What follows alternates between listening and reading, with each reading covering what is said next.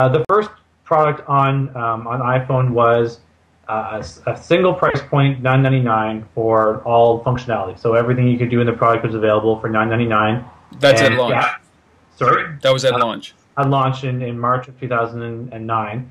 And we gave people that access from March through the end of December 2009. So we told users that you're paying $10 or $9.99 for the application. You're going to have access to the daily puzzles and the archives through the end of December of 2009.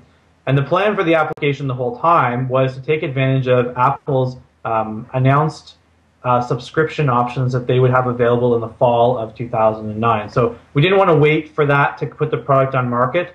We wanted to get the product on market first, but we knew that when the fall arrived and 2010 rolled around, we wanted to be taking advantage of those subscription options through Apple. So the first product was just the 9 months of New York Times access for $9.99. In June of that year, we dropped the price to $6.99 because there's only 6 months left in the year. So we wanted to make sure that the value proposition was the same for users, and that's key. Is you want to make sure that the value proposition you give to users is consistent over time. So then in September of 2009, Apple launched in-game purchases, which we've leveraged into a subscription mechanism by running a subscription server on our end and doing purchase tracking. Did you built that? Yeah, so we built the subscription service, and we've used Apple's in-game purchase options to allow users to purchase extensions to their subscription on their account that we co-maintain with Apple. So there's the Apple account, and then there's the Magmic account that associates them with their subscription.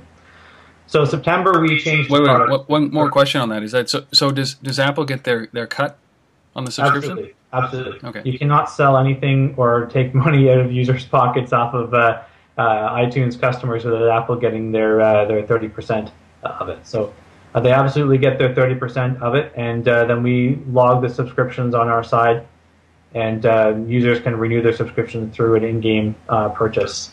And so subscription is not daily, obviously. You can't just buy like one for a quarter or something like that, but it's... No, that'd be fantastic, but the minimum price point on Apple is 99 cents. Well. We have 3 subscription options. You can purchase a month for $1.99, and you can purchase 6 months for $6.99, and you can purchase 12 months for, I believe, $11.99. I forgot to double check the purchase price again before, but it's a tiered pricing model in which each successive subscription option is a cheaper per month price for it. And just in contrast, if you wanted to do the New York Times crossword puzzle every single day, so purchasing the New York Times, would that cost you $1 a day? $1.75 a day? I'm not sure what it costs to buy the paper, but I'm assuming that you would most likely compare that to the subscription price of the New York Times paper itself, because it'd be pretty silly to go to the newsstand every single day and pay face value for the New York Times paper when you could subscribe to it. So I don't know what the subscription price is to the New York Times newspaper, so I'm not sure how that compares to it. But their online product for crosswords that they have on their website where you can play on your PC is $45 a year. Okay, so that's a comparison. So $11.99 or $12.99, whatever the price is, in that range versus $45 a year online. Exactly. So it's incredible value, really, compared to what you would pay to get the product digitally on the PC. That's too cheap, Jeff. Just between you and I, it's too cheap. Maybe it is, but I think that it's a price point that users have accepted, and really not just accepted, but we get a lot of reviews saying this is great. Normally I have to pay $45, and here I can get it for a much cheaper price point, and they're quite happy to pay that price for it.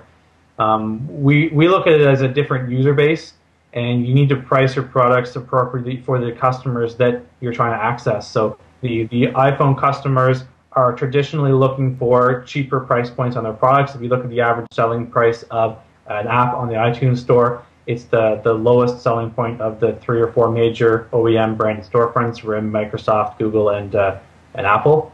So the customers there are very price sensitive. The demographics of the customers in general, I mean, there's a lot of younger people that are owning iPhones and iPods, and so they don't have the disposable income of traditional BlackBerry users who were more executives in the original days of BlackBerry, but it's still kind of left over that there's a large portion of high-income users on BlackBerries where the iPhones and iPod Touches are more of a pop culture phenomenon. So they've attracted a younger demographic, which is more price sensitive than the older, more well-off demographic. So the price points on the product is lower, but I think it's appropriate, and people have enjoyed the fact that they can play the crosswords on their iPhone for a reasonable price point.